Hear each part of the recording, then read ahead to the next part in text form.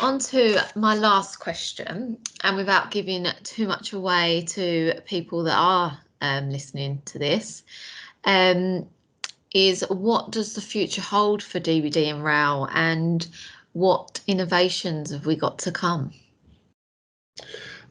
In rail, I believe that the rail industry is still needing more capability and embracement of where the current capabilities that we've provided can improve.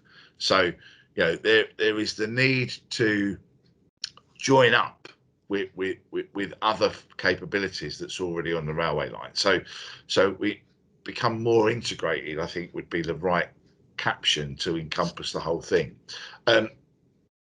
So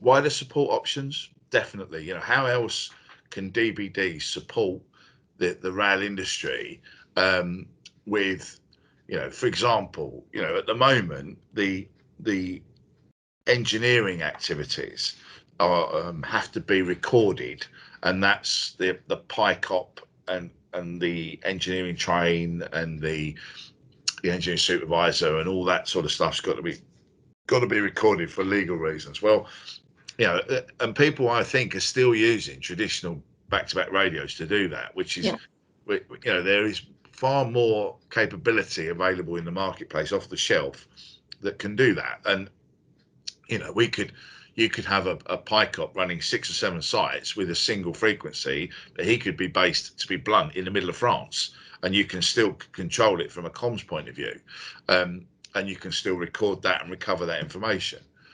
Without a doubt, although I know that there are people that are slightly concerned, but critical communications for all sorts of reasons needs to be recordable.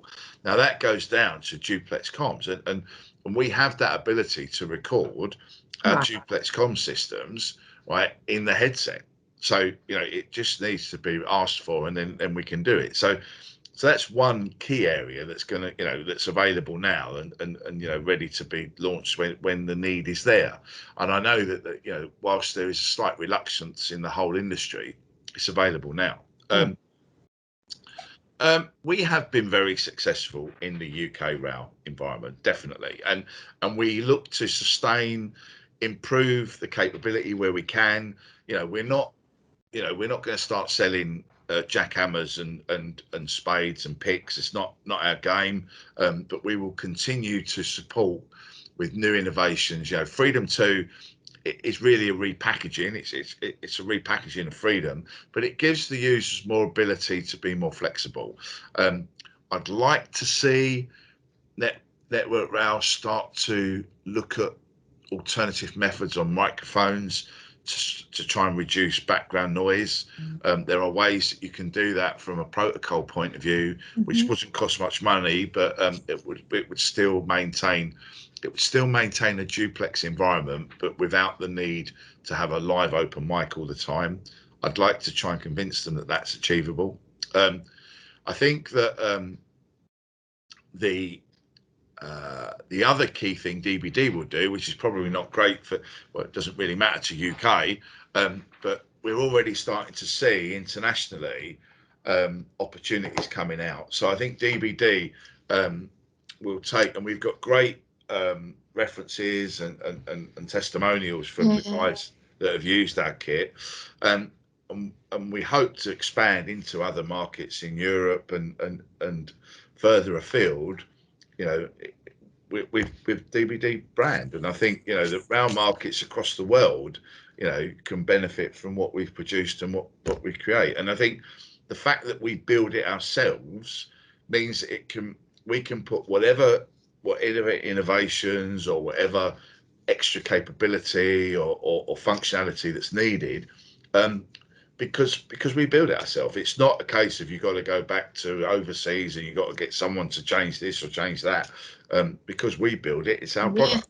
So we can tailor it to the needs of what the new requirements are. So I think, for rail, I think that's the future. It's maintaining the needs of the market, not necessarily the product, because we've got the ability to change our own product to suit the need. Well, thank you for that. No, I appreciate you coming on and chatting to me, because there's a lot that I've learned from this discussion that I wasn't aware of when you was talking about the key projects and stuff. So it's been interesting. It's nice to learn about what the past 10 years has been from your point of view, you know? Yeah, thank you. No, it's been great. I mean, I think that if I was to summarise that, Brooke, I think the first word that comes to mind is it's been hard. Right, this hasn't been an easy ride. There's been um, the political parts at the front end, and the, you know, the, should we say, the false truths that were around at the time. Um, then the learning curve to understand the tech, that, you know, the job that's being done at the business end, at what the guys are doing actually on the railway, whether that's in S&T, P-way, etc. And you know, that's been a real steep learning curve to fully understand that and get the full requirement in. And then I have to say the culture in the rally is different. It is different to what dBD had experienced before, and certainly from my experience in 40 years of business.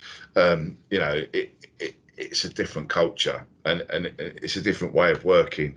And I think those three things have Mm. been, they come to mind straight away. But it is fun. It's still fun. I meet Yeah. lovely, interesting people like Brooke and get to chat with you for an hour, which has been the highlight of my day today. So I shall. Happy Friday. Happy Friday. No, Brooke, and thank you for all that you do. You do a marvellous job, and I think, you know, credit to dBD. But Thank you. you're dBD, aren't you? So now, yeah, you're part of the family, part of the club, so to speak. Yes, and I love it. Thank Yeah, you. you're welcome.